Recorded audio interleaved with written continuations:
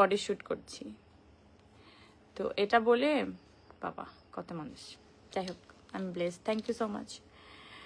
তো দেন আমি আসলাম শুটে, সারাদিন শুট টুট করলাম। করার পরে ফোন যখন হাতে নিলাম তখন মানে এটা খুব আমার জন্য, আমি কিভাবে বলবো এটা, আমি অনেক শকড যে এত ফোন কলের থেকে হচ্ছে যে SMS, যে আপনি ভাবেন আপনি মরে গেছেন, ধরেন আপনারা কেউ বললো যে আপনার এক আত্মীয় মারা গেছে, তো আপনি সেই আত্মীয়কেই ফোন করে জিজ্ঞেস করছেন আপনি কি বেঁচে আছেন, আপনি কি আপনি মারা গেছেন, কখন মারা গেছেন। তো এরকম একটা ব্যাপার। তো কোনো একটা পোস্টে বা সামহাউ এটা রিউমার, যে কোনো ওয়েতেই সেটা হচ্ছে যে আল্লাহ মাফ করুক, যে আমার ঝুলন্ত মরদেহ, আমার মরদেহ ঝুলন্ত অবস্থায় পাওয়া গেছে। তো আমার কথা হচ্ছে, আচ্ছা আমি কমেন্টগুলো পরে দেখি, আমি কমেন্টের দিকে চোখ পড়লে আমি আসলে কথাগুলো বলতে পারবো না। তো কতটা শকিং আমার জন্য। দেখেন মৃত্যু তো আসলে কেউ মানে কোনো মানুষের হাতে নেই, এটা তো আপনি জানেন না যে কখন আপনি চলে যাবেন। আর এই মুহূর্তে আমি চলে যেতে পারি কথা বলতে বলতে আপনাদের সাথে।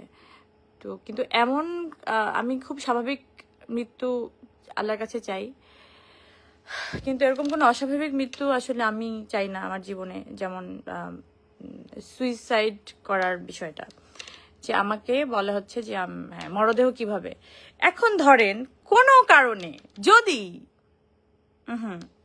কোনো কারণে সত্যি সত্যি যদি আমার মরদেহটা, আজ থেকে 4 বছর আগে আমি এই কথাটাই বলছিলাম, যে আমাকে যদি কোনোভাবে কেউ খুন করা হয়, ভাববেন যে মানে আমি যদি মরে যাই ভাববেন যে এটা স্বাভাবিক মৃত্যু না, আমাকে কেউ মেরে ফেলেছে। সো আজকেও আমি সেম কথাটাই বলবো। এই যে ঝুলন্ত মরদেহটা উদ্ধার করলো অনেকেই আমার, তারপর মৃত্যু মানুষ লাইভে এসে কথা বলতেছে আপনাদের সাথে।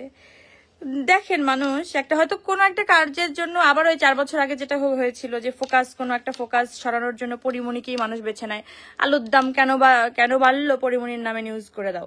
তো কি নিউজ করলো, পরিমণির একটা বিয়ে হয়েছে, তো এখন বিয়ে শাদী দিতে পারছে না বলে একদম মেরে ফেলে ওকে। ঠিক আছে, এখন যেটা চলছে ইদানিং বাংলাদেশে মানে এই মুহূর্তে, মানে আপনারা সবাই তো অবগত আমাদের ইন্ডাস্ট্রি নিয়ে একজন স্বনামধন্য আর্টিস্টকে নিয়ে যেভাবে যে জিনিসটা হচ্ছে সেটা তো আসলে কাম্য নয়। সেই জিনিস নিয়ে যখন কথা হচ্ছে তখন এটাকে থেকেই থামাবার, আমি জানি না, আমার সেটাই মনে হচ্ছে। আবার এটার পেছনে এমনও থাকতে পারে যে হ্যাঁ আজকে একটা জীবিত মানুষকে মেরে ফেললাম, তারপর ও যদি কোনো রিয়াকশনটা না দেয় তাহলে এবার দেখি কোনো অ্যাকশনে যাওয়া যায় কিনা।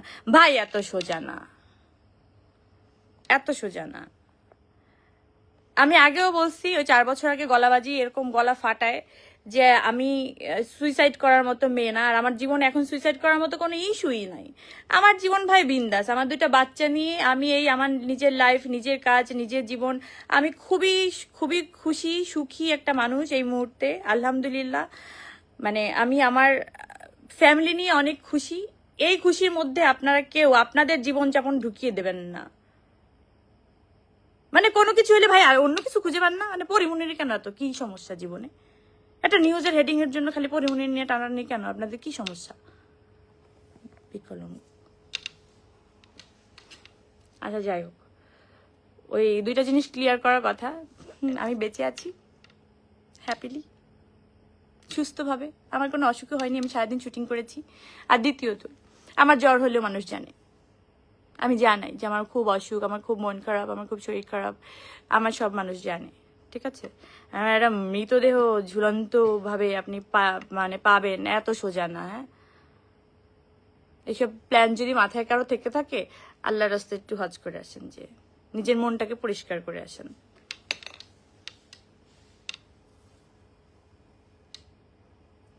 কালপিট এক একটা মানে ভাবেন একটা জলজন্ত মানুষকে মেরে ফেলতেছে, আবার এটা নিয়ে নিউজ করতেছে। আবার কি এটা এই মাত্র জানা গেল পরিমণির নিউজটা আসলে কি মৃত, আরে লাইনটাই মনে থাকে না, কি লাইন বলো, ঝুলন্ত মরদেহ কি এই রিলেটেড যেটা মানে নিউজটা, এটা ভুয়া। মানে কতটা শেমলেস এরা। মানে আচ্ছা এই টাকাটা আপনারা যে ইনকাম করবেন মানে এই অনলাইন ভিত্তিক এইসব জিনিসপত্র করে, এটা গিলবেন কিভাবে আপনাদের মানে হজমটা হবে কিভাবে আমার একটু বলবেন? আপনারা আসলে আদৌ মানুষ?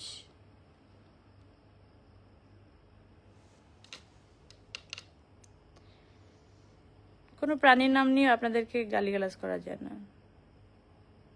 মানে ওদের তো নিজস্বটার নাম আছে, শুয়োরের বাচ্চা মানে হচ্ছে শুয়োরের বাচ্চা, অমুকের বাচ্চা হচ্ছে অমুকের বাচ্চা, মানে একটা নিজস্ব পরিচয় আছে। কিন্তু আপনাদের আসলে কোনো পরিচয় নাই। আপনার একটা মানুষের একটা ভঙ্গিমা নিয়ে কি জানি একটা, আমি জানি না আসলে এটা কি।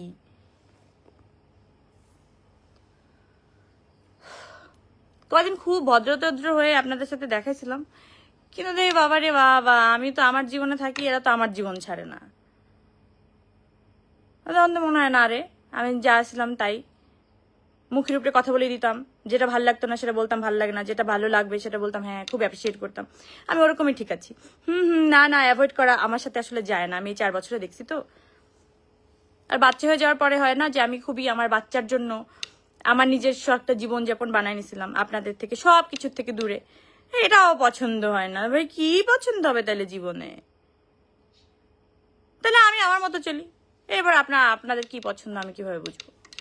আপনার কোনটা রিসিভ করবেন কি করবেন না? এতগুলো মানুষ আমাকে ভালোবাসে, সবকিছুতে আমাকে সাপোর্ট করে, আমার এইটুকুতেই এনাফ। আমার জীবন এখানেই বিন্দাস। এই যে এত মানুষ আমাকে ভালোবাসা দিচ্ছে, এত মানুষ আমার সাথে থাকতেছে, কোনো কিছু মানে তোয়াক্কা না করে, এটা কতটুকু মানে আমার জন্য একটা ব্লেসিং না? মানে এটা কত মানুষ পায় বলেন? আর কি লাগে জীবনে ভাই? আমার আর কিছু চাওয়ার নেই। এই যে সাধারণ মানুষগুলো যে আমাকে এইভাবে ভালোবাসে, আমার আসলে আর কিছু চাওয়ার নেই, আর কিচ্ছু চাওয়ার নেই। আরো জানি কি বলতে চেয়েছিলাম, থাক বাবা, না বলি। আল্লাহ আমাকে সুন্দর লাগতেছে, যাই একটু আলোতে যাই। চুপ কর, অনেকদিন আমি আমার ভাইবে নেই। সুন্দর লাগতেছে না আমাকে? বলেন বলেন, আপনারা এভাবে বলবেন আর আমার হাত বেড়ে যাবে। মানুষের মৃত্যু কামনা করেন না, বুঝেননি? আর মানুষ পরিদের তো মৃত্যু কামনা করতেই নাই। আল্লাহ মানে আল্লাহর জিনিসপত্র যেগুলো আল্লাহর হাতে, একান্ত আল্লাহর হাতে, সেগুলো নিয়ে বাড়াবাড়ি করেন না। এগুলা ঠিক না, এগুলো পছন্দ করেন আল্লাহ। আচ্ছা যাই হোক, অনেক হচ্ছে বাবা, আমি বেঁচে আছি বুঝছেন, প্রমাণিত। আর আমি জীবনও সুইসাইড করবো না, আমার সুইসাইডের মতো জীবনে ঘটনা ঘটবেও না। দেখো থাপড়ায় মারা ফেলতে পারি, যারা এসব নিউজ করে যে মরে গেছে পরিমণি। মানে মরবো তো অবশ্যই, মরি, স্বাভাবিকভাবে মরি। বাট এইসব ধরনের কথাবার্তা যে বলবে, ওরা আমি ধরেন জানি না। আমি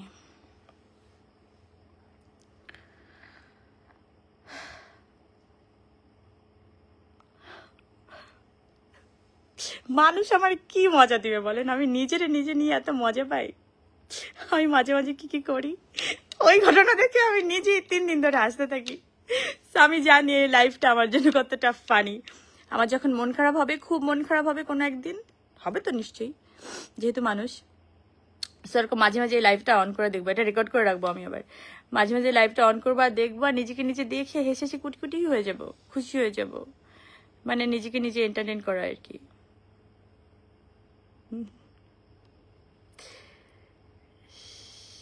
কি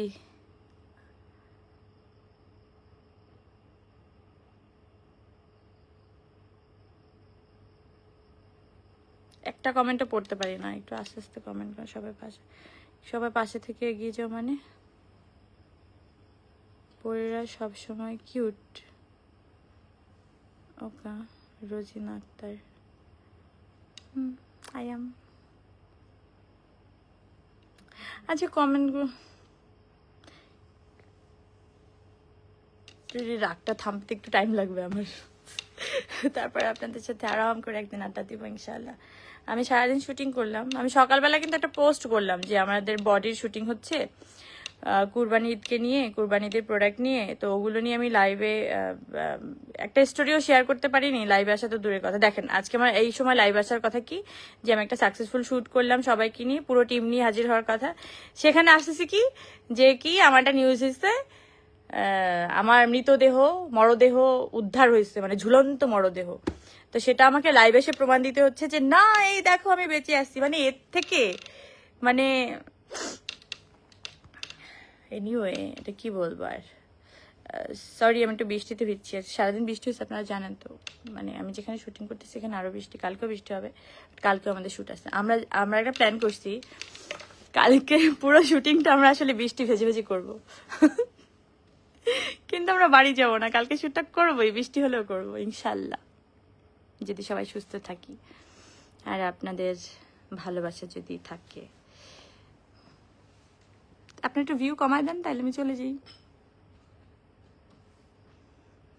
আপনারা না, আপনারা এই যে দর্শকরা আমাকে এত বেশি ভালোবাসেন, আপনাদের জন্য মানে আমার কোনো কিছু আর তোয়াক্কা করতে ইচ্ছা করে না। কারণ সবকিছু ছাড়িয়ে আপনারা আমাকে এত বেশি ভালোবাসেন, মানে কোনো কিছু আপনারা তোয়াক্কা করেন না। আমি কেন করব তাহলে? আমি যে পড়ি, এই পরিমণিটা কারা বানাইছে ভাই? আপনারাই তো বানাইছেন। সো আপনারা আমার সাথে আছেন, আমি আসলে আর কাউরে গুনি না। মানে গুনার আসলে দরকার নাই, তো এইসব ফেক পিপলদের গুনার টাইম নাই।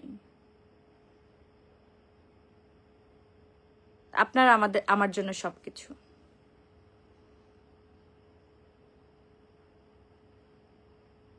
বাচ্চাদের নিয়ে বাঁচতে থাকুন।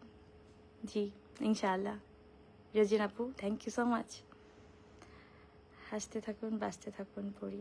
এত সুন্দর সুন্দর করে আমি কিন্তু কান্না করে দিব।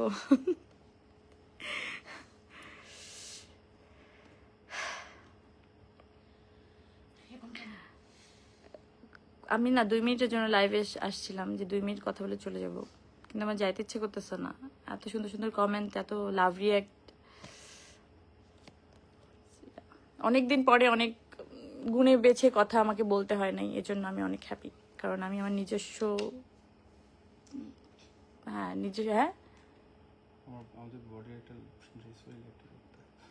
কি হয়েছে কিছু না, চিন্তা করেন। দেখেন সব জায়গায় মার্কেটিং আছে, আমার এখানে মার্কেটিং ম্যানেজার বসে আছে বডির।